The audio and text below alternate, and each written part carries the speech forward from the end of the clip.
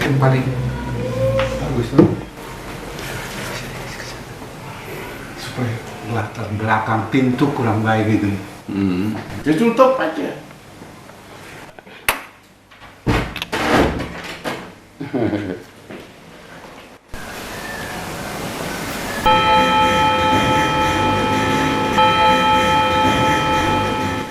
Itu macam-macam kita yang ratusan ribu pernah dipenjarakan Orde Baru. Saya kan keluarnya itu 1 Januari 75. Jadi saya teken tidak akan menuntut ganti rugi. Ya macam-macam. Saya pulang ke rumah masih status tahanan rumah. Iya betul. Tahanan kota. Yang saya teken itu hanya satu. Saya tidak pernah lihat dokumen kantor CPM di Guntur. Yang diserahkan kepada keluarga waktu saya dibebaskan. Tidak pernah saya lihat, karena itu rupanya diserahkan kepada istri saya yang sudah meninggal, yang bunyinya begini. Bersama ini oknum G30 SPKI Sitor Situmorang dibebaskan dengan persyaratan berikut. Tidak boleh menerima tamu. Nggak boleh? Menerima tamu. Tidak boleh mengirim surat dalam dan luar negeri, yang mendaftar sekali seminggu di CPM. Atas diikutinya semua peraturan ini bertanggung jawab Nyonya Sitor. Jadi istri saya dibikin polisi dari. Tapi saya tidak tahu itu dulu. Baru saya ingat, kami kan tegang terus, istri saya. Satu waktu datanglah anak-anak Soekarno ke rumah, masih tahanan rumah, kan masih ada peraturan saya Nggak boleh terima. nggak boleh terima. Saya tidak tahu tidak boleh terima. Dia usir. Dan saya kan di belakang numpang di rumah pemilik. Datang si Guntur, ribut saya dengar, saya datang ke depan, diusir oleh istri saya. Timbul salah paham tuh. Semua penipu. Orang politik katanya PNI tapi PKI. Taunya suaminya orang PNI. Ya pengalaman istri kan sudah sangat tidak enak.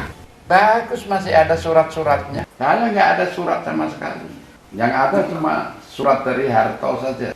Itu pun dirampas. Semua tidak satu pun memenuhi persyaratan pro justisia. Tapi dibilang di atasnya itu pro justisia. Bagaimana kekuasaan Orde Baru itu mempermainkan kata pro justisia.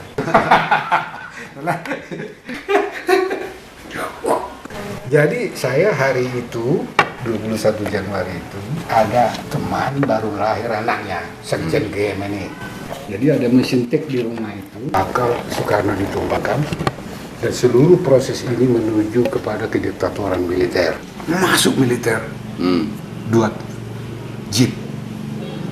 Yang dicari dia, Sekjen, bukan saya. Di surat itu dipanggil untuk dimintain keterangan. Jadi dia harus ikut. Tapi saya tidak baca waktu itu. Jadi 2 macam penyiksaan. Penyiksaan yang fisik di dalam rumah tahanan pertama. Sampai pingsan, ya dipukuli dengan sabuk CPM itu. Nah disuruh duduk, kamu begini untuk setelah disekam 3 bulan. Jadi seolah-olah permulaan penyiksaan itu dulu baru disimpan dalam kamar gelap 3 bulan. Setelah 3 bulan gelap diperiksa lah, tidak tahu matahari jam berapa. Saya dibawa ke Kodam. Jadi biasanya kan makan busuk, disodorkan dari bawah. Jadi setelah 3 bulan ditanyain oleh 7 orang intel SWAT. Jadi cecer semua. Mestinya normal kan mesti ada berita acara, BAP. Kalau ada berkas perkara, itu sangat indah sekali itu. Belum pernah sejernih itu saya dipaksa merumuskan keyakinan politik saya. Sudah cukup itu diploma saya, doktor ilmu politik. Soekarno itu Marxis apa tidak? Ya Marxis. Apa pengertian Sitor tentang Soekarno sebagai Marxis? Dia belajar dari Marxisme untuk Indonesia, dia ada teori dari keadaan kapitalisme, imperialisme untuk membangun strategi kebangsaan kita, nasionalisme kita. bolak-balik ini. Jadi ini juga sitor Marxis tidak? Saya pengikut Soekarno yang Marxis.